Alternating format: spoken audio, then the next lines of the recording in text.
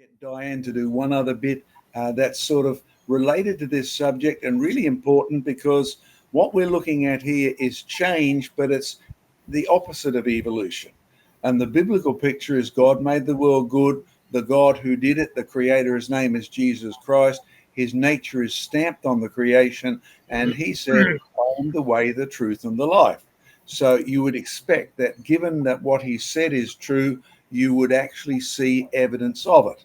And don't be surprised, this same God speaks through the Apostle Paul and some of the others, telling you that he will be judging the world on the basis of the evidence that the unbeliever has actually seen.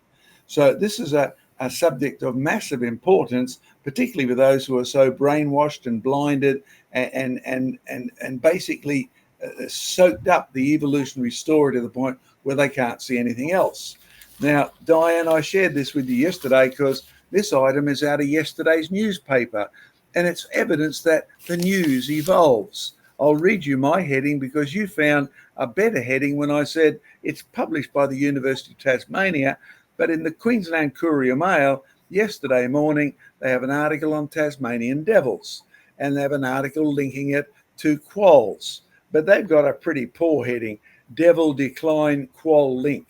You found a better title, Diane, to finish off this section before we hand it back to Sam for thank yous and then the first question time. Take that away, Diane, and tell us what you found.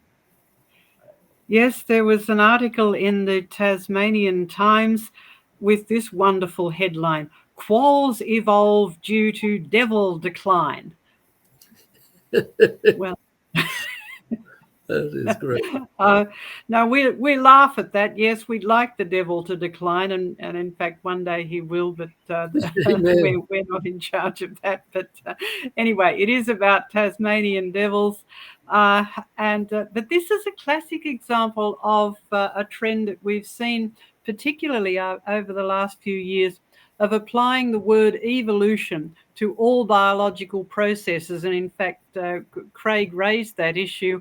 This word has just been stuck on any sort of biological process that you see. So any change, and change is real, is now called an evolutionary change. And that, to me, is almost a type of brainwashing. Now, what happened with the quolls is that because they also live in Tasmania and they share the same sort of ecological niche, as it were. They look like they're sort of cute furry animals. They are in fact scavengers, and so they are in competition with the devils, but the devils are more aggressive, so the quolls stay out of their way.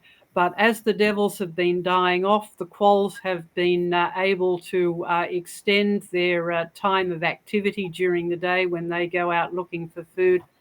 And also, it means that they don't have to move around as much in order to find food, because the devils aren't eating it up before the quolls get to it. So the individual populations of quolls tend to be staying put, and they're not interbreeding with some of the other populations, and so there's been a decrease in the exchange of genes between different subpopulations of quolls. So that's all that's happening, and yes, that's a small change in the population genetics, but it's definitely not evolution. But there's this trend these days to put the word evolution onto any biological change, and I think this is something that we have to learn to be discerning about. When you see that word, evolution, ask yourself, what has actually evolved? What has changed? And is that change evolution, as in terms of a new form of living thing coming into being? Because we've never seen that. We need to concentrate on what we do see. And if